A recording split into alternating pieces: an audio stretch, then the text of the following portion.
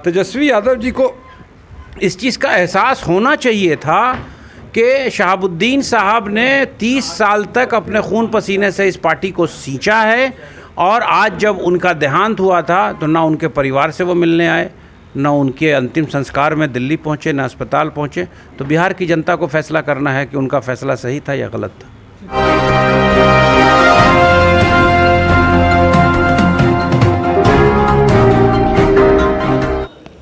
Select 24 news में आपका स्वागत है। मैं हूं मोहम्मद सादिक। अभी मैं मौजूद हूं सीवान के नया किला स्थित पूर्व सांसद डॉक्टर मोहम्मद शहाबुद्दीन के आवास पर। अभी कुछ देर पहले उमैर खान के अगुवाई में एक पूरी अल्पसंख्यकों की टीम पहुंची है, जिसमें बहुत सारे पूर्व विधायक भी मौजूद हैं और ओसामा साहब से मुलाकात करेंगे। ओसामा साहब से मुलाकात करने का मकसद क्या होगा, आइए इन सब बातों को जानने के लिए सुनते हैं उमैर खान उर्फ टिक्का खान ने क्या कुछ कहा है।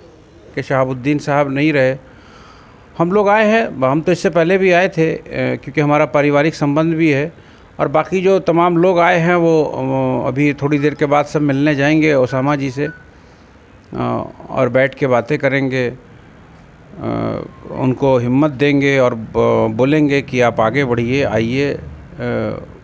पूरी माइनॉरिटी, ख़ासकर हर नौजवान, सिर्फ माइनॉरिटी नहीं मेजॉरिटी कम्युनिटी के भी हर नौजवान बहुत शिद्दत से इंतज़ार कर रहे हैं कि बिहार की पॉलिटिक्स में हम आपको एक बात बताते हैं कि सिक्के के एक पहलू को उजागर करके सियासतदानों ने शहाबुद्दीन साहब को बदनाम करने की कोशिश की, मगर अभी आप ही लोग का कवरेज हम कुछ दिनों से देख रहे थे कि सीवान में विकास ख़त्म हो गया शहाबुद्दीन साहब को जाने के बाद।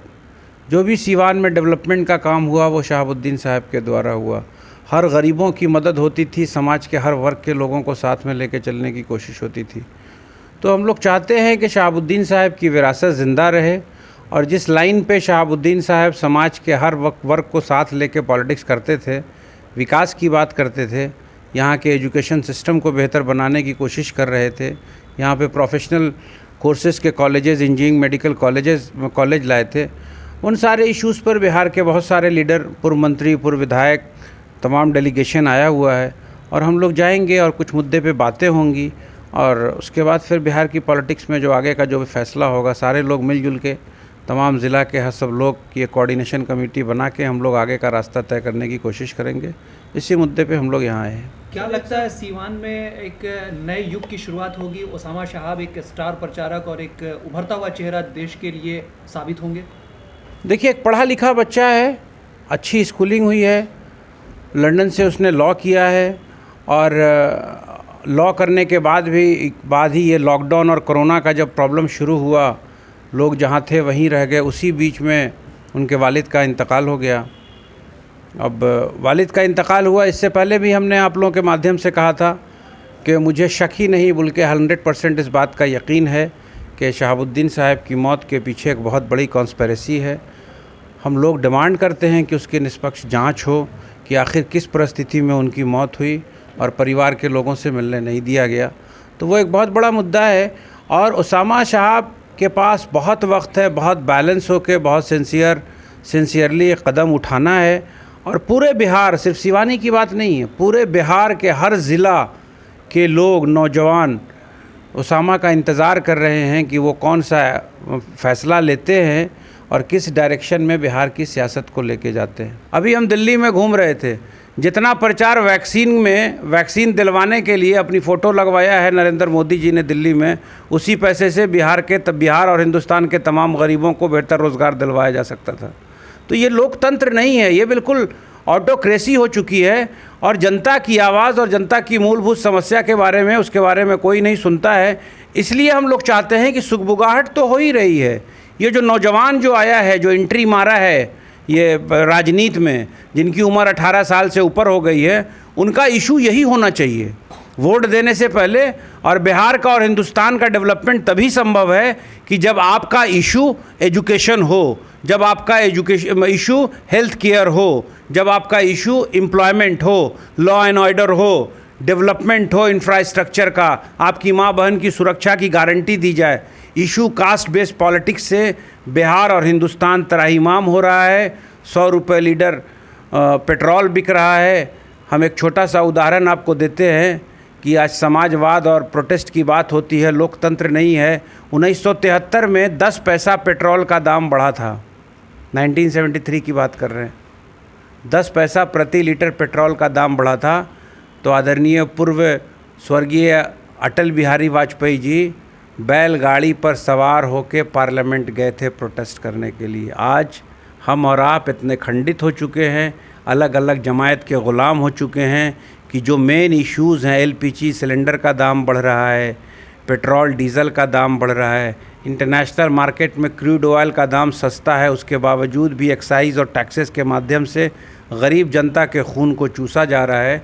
इसलिए हम चाहते हैं कि ओसामा शहाब जैसे नौजवान भी मेन स्ट्रीम पॉलिटिक्स में आएँ और इशू बेस्ड पॉलिटिक्स करें, नौजवानों का एक समूह बने और बिहार में परिवर्तन आए और बिहार में फिर से विकास की बयार बहे, बिहार सुरक्षित हो, बिहार के बच्चे को बिहार में रोज़गार मिले, समाज के हर वर्ग को समानता मिले, कोई भेदभाव नहीं हो।